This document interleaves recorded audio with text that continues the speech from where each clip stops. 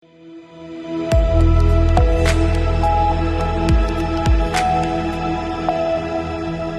के बाद आप सभी का स्वागत है सी न्यूज भारत में। नमस्कार, मैं हूं रत्ना। आइए रुक करते इस खबर की ओर।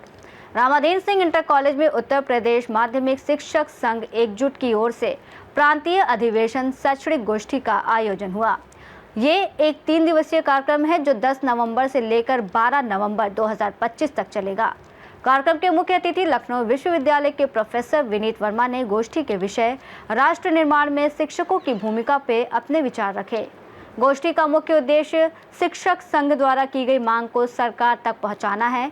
इन मांगों में प्रमुख है पुरानी पेंशन बहाली, प्राथमिक विद्यालयों में प्रधानाचार्य के रिक्त पदों की भर्ती, गवर्नमेंट एडेड कॉलेजों के लिए फंड की मांग और डिग्री कॉलेजेस में अध्यापकों प्रोफेसर्स की भर्ती इत्यादि हैं। शिक्षकों ने छात्र हित के लिए भी मांग उठाई, जिनमें एनईपी द्वारा उचित पाठ्यक्रम न लागू करने, कौशल आधारित शिक्षा की कमी, सरकारी कॉलेजेस में छात्रों की संख्या में गिरावट और छात्रों के लिए पर्याप्त स्कॉलरशिप, शैक्षिक सामग्री उपलब्ध कराने की मांग की गई। कार्यक्रम स्थल पर साहित्य, सामाजिक चेतना पर आधारित जीवनी और पाठ्यक्रम संबंधी किताबों के स्टॉल भी लगाए गए थे। वहीं कार्यक्रम में पेंशन बहाली प्रदर्शन में पुलिस की लाठीचार्ज से शहीद हुए डॉक्टर राम आशीष सिंह को याद किया गया। कार्यक्रम में प्रदेश महामंत्री राजीव गुप्ता, प्रदेश अध्यक्ष सोहन लाल वर्मा, वरिष्ठ उपाध्यक्ष उपेंद्र वर्मा, प्रदेश संरक्षक डॉक्टर हरिप्रकाश यादव और अन्य मुख्य रूप से मौजूद रहे। नमस्कार। उत्तर प्रदेश माध्यमिक शिक्षक संघ एकजुट यहाँ पे प्रांतीय अधिवेशन और शैक्षिक गोष्ठी का आयोजन करा रहा है, जो कि 3 दिन तक चल रहा है, यानी 10 नवंबर, 11 नवंबर और 12 नवंबर को ये 3 दिवसीय का कार्यक्रम चलेगा। इस संघ की कुछ मांगे हैं, लेकिन यह संघ एक थीम पे आधारित है, या फिर कह सकते हैं इनका इस बार का जो विषय है कि राष्ट्र निर्माण में शिक्षकों की भूमिका, इस विषय पे यह अधिवेशन आज इस जो दूसरा दिवस है इस पे आज चर्चा हुई है। और अभी लखनऊ विश्वविद्यालय के प्रोफेसर विनीत वर्मा विनीत वर्मा जी आए थे और उन्होंने अपना व्याख्यान दिया। और अभी हम और कुछ शिक्षकों से बातचीत करेंगे और जानेंगे कि उनका क्या है इस पूरे गोष्ठी को लेकर के क्या मांगे हैं या फिर क्या उनकी योजनाएं हैं। तो बने रहिएगा हमारे साथ आगे तक।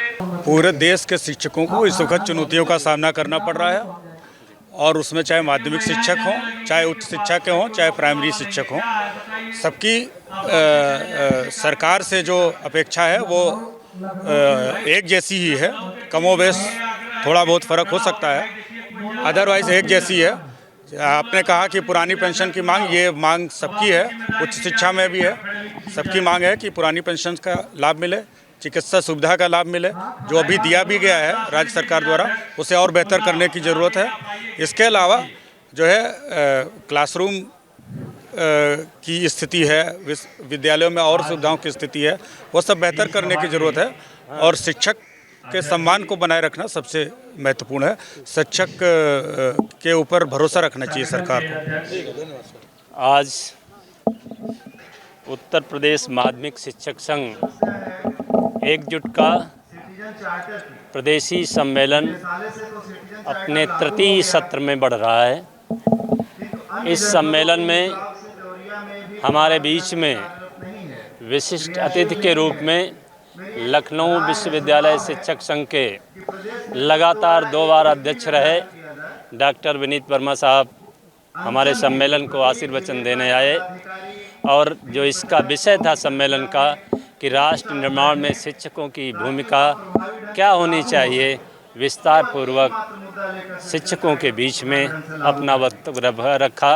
हम सभी शिक्षक साथी उनका आभार प्रकट करते हैं। इस सम्मेलन में जैसा कि कल से आप सभी मीडिया के बंधु इसको कवरेज कर रहे हैं, इस सम्मेलन का जो उद्देश्य है, हम लोग अपनी मांगों के साथ साथ जो शिक्षा की व्यवस्था है उस पर भी विस्तार पूर्वक चर्चा कर रहे हैं कि इन माध्यमिक विद्यालयों में जो सहायता प्राप्त माध्यमिक विद्यालय जिनकी संख्या 4512 है, इसमें जो छात्र संख्या गिर रही है उसका कारण क्या है और उसका निवारण कैसे हो सकता है, ये सम्मेलन उस पर भी गंभीरतापूर्वक अपनी बात रख रहा है। एक बात ये निश्चित रूप से तय है कि जो गिरती छात्र संख्या है उसका दोष जो शिक्षकों के ऊपर मढ़ा जाता है सरकार के द्वारा, ये कदापि उचित नहीं है। दूसरी तरफ जो राजकीय सेगमेंट के हमारे विद्यालय हैं, उनको अनुरक्षण अनुदान के रूप में लाखों रुपया, कहीं कहीं तो करोड़ों रुपया उनको बजट के रूप में दिया जा रहा है, जबकि इन सहायता प्राप्त माध्यमिक विद्यालयों को अनुरक्षण के रूप में एक फूटी कौड़ी का कोई बजट नहीं है। आप कल्पना कर सकते हैं कि ये शिक्षा की धुरी हैं, उस सेगमेंट को वो आम जनमानस के लिए स्थापित शिक्षण संस्थाएं हैं, उन अभिभावकों के बच्चों को शिक्षित करने का कार्य कर रही हैं जिनके पास फीस, ऊंची फीस देने का कोई विकल्प नहीं है। सरकार को ये चाहिए कि इन सहायता प्राप्त माध्यमिक विद्यालयों को भी वार्षिक रूप से उसका चाक, डस्टर, रंग, रोगन इतनी व्यवस्था की जाए जिससे कि उसकी छत न टपके, अभिभावक को ये विश्वास हो कि हम अपने बच्चे को यहाँ पर प्रवेश दिलाएंगे तो उसके जीवन के साथ कोई अपरिहार्य स्थिति नहीं उत्पन्न होगी। ये सम्मेलन उस पर पूरी तरीके से गंभीरतापूर्वक विचार कर रहा है। दूसरा पक्ष इसका ये है, जो आज सभी कई वर्षों से लगातार संघर्ष चल रहा है कि एक पुरानी पेंशन की मांग, और पुरानी पेंशन हमारा ये जो तंत्र है, ये तंत्र डबल इंजन की सरकार इस समय चल रही है, और जब दूसरे 5 प्रदेशों में पुरानी पेंशन दे दी जा सकती है तो केंद्र सरकार इस पर क्यों नहीं विचार कर रही है, जब उनके प्रतिनिधि एक सदन से लेकर के दूसरे सदन, विधानसभा, विधान परिषद, लोकसभा, राज्यसभा, जितनी जगह से वो निर्वाचित होकर के जाते हैं उतनी पेंशन प्राप्त कर देते हैं, और यहाँ प्रदेश और देश का शिक्षक और कर्मचारी अपनी 60 साल अपने जीवन के महत्वपूर्ण सरकार की सेवा में लगाने के पश्चात भी उसको पेंशन से वंचित किया जा रहा है।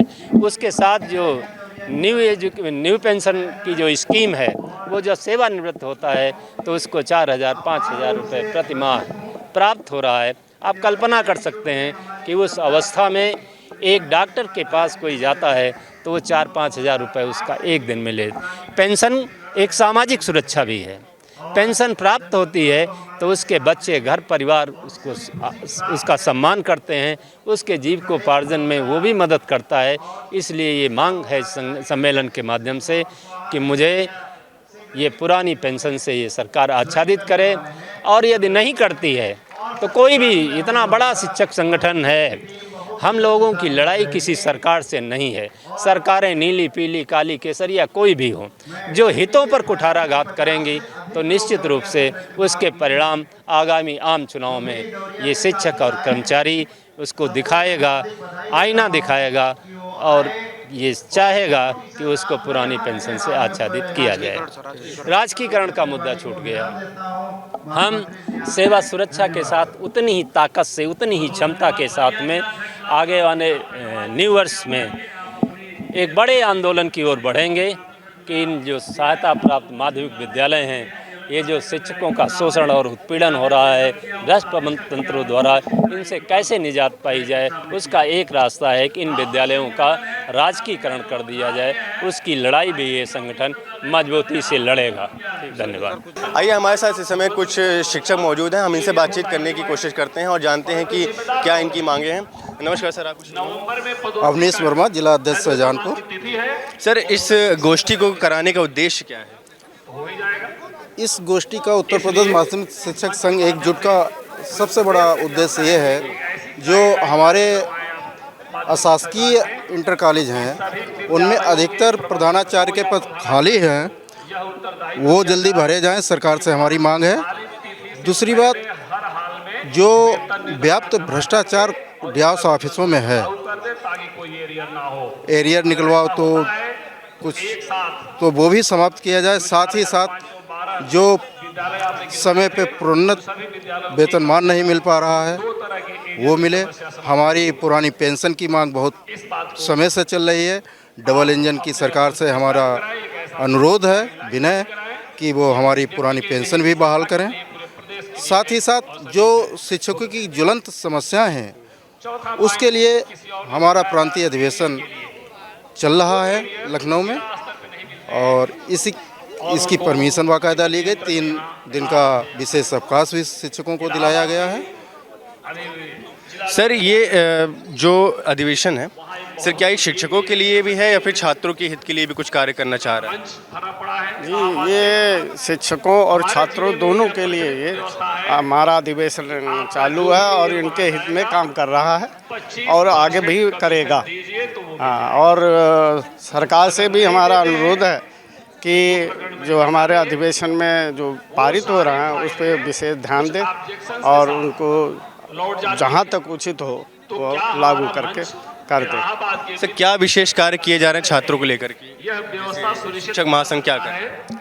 शिक्षक महासंघ छात्रों के लिए यही कर रहा है कि ये उनका जो पढ़ाई है उनको सही तरीके से उनकी शिक्षा मिले और अध्यापकों को जो अन्य कामों में लगाया गया है, जैसे बहुत सारे काम सरकार द्वारा दे दिए जाते हैं, उनमें जो उनको ना करके टीचरों को अध्यापन कार्य में ही उनका दिमाग लगाने दें, यही उचित होगा और छात्रों के हित में ही रहेगा।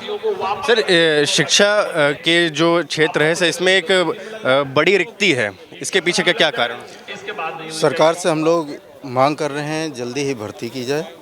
जो हमारा एलटी का टीजीटी का पेपर नहीं हो पा रहा है वो जल्दी कराया जाए और शिक्षक ही जो है एक माली है, वो बच्चों के सर्वांगीण विकास के लिए अपना पूरा जीवन न्यौछावर करता है, उसको पालता पोसता है। उसी तरह से हम लोग जो हैं शिक्षक बच्चों के लिए हम लोग 24/7 हाजिर रहते हैं। बच्चों का सर्वांगीण विकास हो, हमारे छात्र लोग आगे बढ़ें। सर जैसे अभी सर ने बताया कि सर्वांगीण विकास लोग को लेकर के सर जो अभी पाठ्यक्रम जैसे एनईपी ने जो पाठ्यक्रम लागू किए सर, इसमें अभी मैंने विनीत वर्मा जी का व्याख्यान सुना तो उन्होंने कहा कि फिजिक्स के सिलेबस में जाओ, फिजिक्स का सब्जेक्ट में मैकेनिक्स के पार्ट में कुछ भास्कराचार्य का जिक्र कर दिया था एनईपी ने। तो सर ये जो पाठ्यक्रम निर्धारण है सर ये किस बेसिस पे किया जा रहा है या फिर क्या ये किस हद तक उचित है कि पूरा अथॉरिटी उनके हाथ में? पाठ्यक्रम का जो निर्धारण होना चाहिए वो केंद्र सरकार से और राज्य सरकार के दोनों का एकदम सेम होना चाहिए। ये नहीं केंद्र सरकार या नीट का पेपर करा रही है, आईआईटी का पेपर करा रही है, तो दोनों का डिफर नहीं होना चाहिए। जो इधर एनसीईआरटी में पढ़ा रहे हैं वही सिलेबस राज्य सरकार को भी देना चाहिए, जिससे कि बच्चा कोई भी एग्ज़ाम ईजिली पास कर जाए। तो क्या आपके हिसाब से जो सिलेबस प्रोवाइड किया जा रहा है उसमें कोई कमी है या फिर? सिलेबस में एक कमी है कि सिलेबस को अकॉर्डिंग टू जो एग्ज़ाम हो रहे हैं उसके अनुसार दिया जाए, मतलब ब्रॉड सिलेबस दिया जाए, जिससे बच्चों को इधर 12th में जैसे एग्ज़ाम क्लियर हो वो कॉम्पिटिटिव एग्ज़ाम निकाल ले। ये मेन फोकस रहना चाहिए। सर स्किल बेस्ड शिक्षा होनी चाहिए या फिर थ्योरेटिकल बेस्ड शिक्षा, या फिर क्या इस समय जो शिक्षा चल रही है वो स्किल बेस्ड चल रही है? क्योंकि जिस हिसाब से बेरोजगारी का स्तर है और जो युवाओं में स्किल्स की भी कमी है, तो जो पढ़ाई कराई जा रही है सर क्या उसमें स्किल बेस्ड एजुकेशन सर किस तरीके से लागू किया जा सकता है या फिर क्या होना चाहिए? तो होनी चाहिए, ज़रूरी है कि स्किल बेस्ड शिक्षा हो और पाठ्यक्रम भी ऐसा हो जो सुगम हो, बच्चों के पहुंच में हो। ऐसा नहीं कि बिल्कुल वो बहुत पुराना हो या अपडेट होना चाहिए। आज क्योंकि जनरेशन बिल्कुल नई टेक्नोलॉजी आ रही है तो अपडेट होना चाहिए। तो मेरा सर जैसे बीए और एमए के जो कोर्स है, जैसे अभी भी एक धारणा बनी कि यदि आपका बच्चा बीए करने जा रहा है या एमए करने जा रहा है तो कोई ऐसी वैसी डिग्री करने जा रहा है जिसके जो आगे जाके उसको बेरोजगारी ही देगा। तो सर क्या इन डिग्री को क्रिटिसाइज़ करना उचित है या इस डिग्री में सुधार करना चाहिए या फिर क्या सुधार करने चाहिए? या फिर क्रिटिसाइज तो नहीं कर सकते, जो भी है उसमें सुधार क्योंकि सर पेरेंट्स होनी चाहिए, क्योंकि शिक्षा सतत चलने वाली है। उसमें सुधार करिए शिक्षा व्यवस्था में कि उससे उसको स्वरोजगार मिले।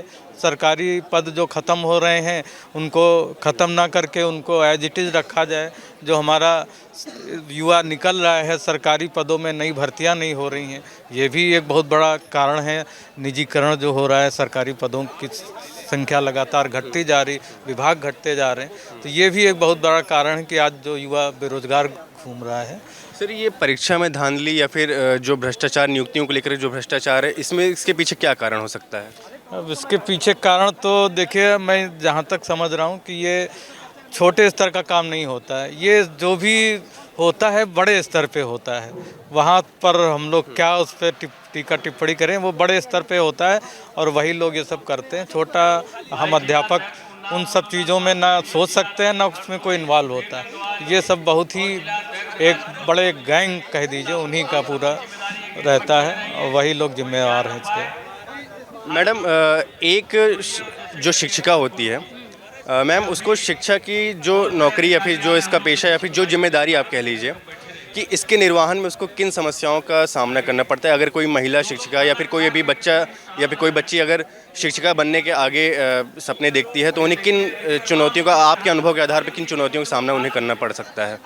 फ़िलहाल तो अभी मुझे ऐसी कोई समस्या पता नहीं चल रही, क्योंकि मैटरनिटी लीव वगैरह मिल ही रही है और मेडिकल वगैरह भी हम लोग को मिल ही जाता है। और हम जब इस क्षेत्र में आते हैं तो हम सबका मुख्य उद्देश्य होता है कि बच्चों का सर्वांगीण विकास करना, क्योंकि हमारे समाज में अभी भी बहुत एरियाज़ ऐसे हैं जहां डेवलपमेंट बिल्कुल नहीं हुआ है। तो हमें उन सभी एरियाओं को भी कवर करना चाहिए, वहां पे पायलट स्टडी करवानी चाहिए और उनको खोज करके उसमें भी विकास के अवसर खोजने चाहिए। और शिक्षा हमारी जो है, जैसे इंटर के बाद भी लोग फ्रस्ट्रेट होकर निकल जाते नहीं होते आगे, तो हमारी शिक्षा 10th से ही जॉब ओरिएंटेड होनी चाहिए, व्यावसायिक शिक्षा होना चाहिए। कैसे हो सकती है? व्यावसायिक शिक्षा, स्किल बेस्ड और व्यावसायिक शिक्षा होनी चाहिए, ताकि इंटर के बाद भी जैसे कुछ पॉलिटेक्निक्स केंद्र खोले गए हैं, तो मेरे हिसाब से इन पॉलिटेक्निक्स केंद्रों की संख्या ज़्यादा होनी चाहिए और ये हर ग्रामीण क्षेत्रों में होनी चाहिए, जिससे कि जो हमारे ग्रामीण जो स्टूडेंट हैं वो परेशान होते हैं, माइग्रेट करके शहरों में आते हैं, उनको अपना परिवार देखते हुए वहीं पे वो शिक्षा अध्ययन कर सकें और वहीं पे उनको जॉब मिल जाए। और जैसे महिलाओं की क्या भूमिका इसमें, इस जो आपने बताया, इसको एग्जीक्यूट करने में महिलाओं की क्या भूमिका हो सकती है?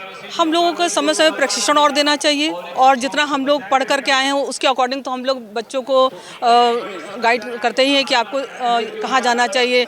हम लोग स्किल देखते हैं कि किस बच्चे में क्या स्किल है। जैसे मैं रामाधीन इंटर कॉलेज की हूँ, यहाँ पे गर्ल्स हैं, तो अभी कुछ गर्ल्स में जो आर्ट की स्किल है बहुत अच्छी, कुछ में वेस्ट मटेरियल से बनाने की बहुत क्षमता है। जो वो अभी थोड़े लो स्तर पर रहती है, उनका वो नहीं हो पाता है कि उनकी प्रतिभा को लोग पहचान के आगे नहीं बढ़ाते। तो उनको मैंने बोला कि आप जैसे डांस वाली लड़कियां हैं, मैंने कहा कि भातखंड उनको पता ही नहीं था, जबकि अपने कैसर बाग में भातखंडे विश्वविद्यालय है। तो मैंने कहा कि तुमको इतना अच्छा डांस आती है, तुम इतना अच्छा गाना गाती हो, तो तुम सर्टिफिकेट कोर्स, डिप्लोमा कोर्स हो, जिससे कि तुम्हें जॉब मिले। केवल डिग्री इकट्ठा करने का कोई मतलब नहीं होता है। इसी प्रकार से कुछ लड़कियाँ बहुत अच्छा मटेरियल से बनाती, जैसे मॉडलिंग हो गया, ये मॉडल बनाना, स्टैचू बनाना। तो इस स्टैचू का जैसे आर्ट्स कॉलेज उनको नहीं पता था, आर्ट्स कॉलेज में हमारा स्कल्पटर डिपार्टमेंट है, स्कल्पचर डिपार्टमेंट, तो वहाँ से मूर्तिकार लोग निकलते हैं। तो उसमें हमारे केंद्रीय विद्यालय और माध्यमिक विद्यालय में जॉब भी मिलती है, प्लस वो अपना भी काम कर सकते हैं जिनका इस स्किल में है। तो वो हम लोग अपने स्तर से बताने का प्रयास करते हैं। मैम, गवर्नमेंट से क्या आपसे की मांगे हैं कि जो गवर्नमेंट आपको किन मांगों को पूरा करेगी ताकि आपको इन सब चीज़ों की निर्वहन में कोई दिक्कतें ना आए, या फिर आपकी क्या मांगे हैं? एकदम मेरे हिसाब से जितने ये एडेड स्कूल हैं, इसमें परामर्श केंद्र की कमी है। तो इसमें एक परामर्श केंद्र जरूर होना चाहिए, जिससे बच्चों का परामर्श करके उनको उनकी स्किल खोज करके उस ओर गाइड कर सके। हम लोग तो अपने स्तर से पढ़ाई के बीच में जिनको देखते तो कोशिश करते करने का, लेकिन अगर हर कॉलेज में हो जाए एक परामर्श केंद्र, तो उनको गाइडलाइन मिल जाएगी बच्चों को कि हमें हाई स्कूल के बाद किधर जाना चाहिए, इंटर के बाद किधर जाना चाहिए। मेरे हिसाब से ये होना चाहिए। काउंसलिंग सेशन एक, हाँ, काउंसलिंग सेशन। तो आपने जी जी जी क्योंकि हम लोग इतने बड़े विशाल शैक्षिक गोष्ठी में हैं और हम लोगों की जो सबसे बड़ी समस्या है, जो अछूता रह गया आपसे, जो है पुरानी पेंशन। उस हमारा जो नया शिक्षक साथी आया, हम लोग नई पेंशन योजना में आच्छादित हैं। तो मैं आपके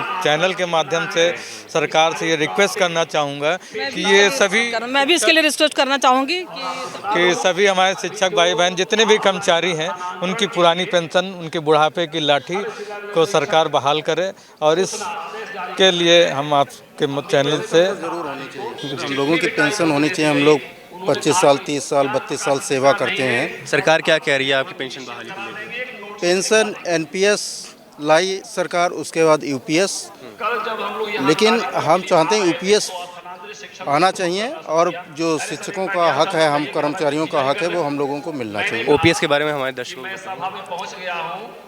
ओपीएस जो है वो हम वास्तविक रूप से हम लोग शिक्षकों की लाठी का सहारा है सभी कर्मचारियों का, और वो ज़रूर बहाल होनी चाहिए। हमारी डबल इंजन सरकार से दरख्वास्त है, मैं रिक्वेस्ट करता हूँ कि हमारी पेंशन ज़रूर बहाल होनी चाहिए। ओपीएस एक वास्तविक पेंशन है जिसमें समय समय पे जो डीए लगता है, हमारा लास्ट जो वेतन आहरित होता है उसका 50% जो है हमें पेंशन और डीए सब मिलता है, तो वही वास्तविक है। महंगाई के साथ साथ हमारी पेंशन भी बढ़ती है, तो इसी समस्या को लेके 25 नवंबर को अटेवा जो है दिल्ली चलो की घोषणा हुई है, तो हम लोग चाहेंगे कि सरकार इससे पहले घोषणा कर दे तो हम लोग स्वागत करेंगे और उनका आभार व्यक्त करेंगे।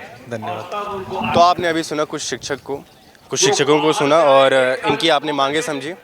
इसके बाद अब देखते हैं 25 नवंबर को भी इनका आगे का क्या योजना है। जो 25 नवंबर को ये एक दिल्ली में किसी आयोजन के लिए इकट्ठा होना चाह रहे हैं, वहाँ पे भी इनकी मांगे हैं। तो जैसा आपने देखा कि कुछ इनकी मांगे जो अभी रह जा रही हैं और जिसका अभी पूरा होना बाकी है। लखनऊ से सी न्यूज़ संवाददाता प्रखर की रिपोर्ट। इस रिपोर्ट में फिलहाल इतना ही। देश और दुनिया की तमाम बड़ी खबरों के लिए देखते रहिए सी न्यूज़ भारत।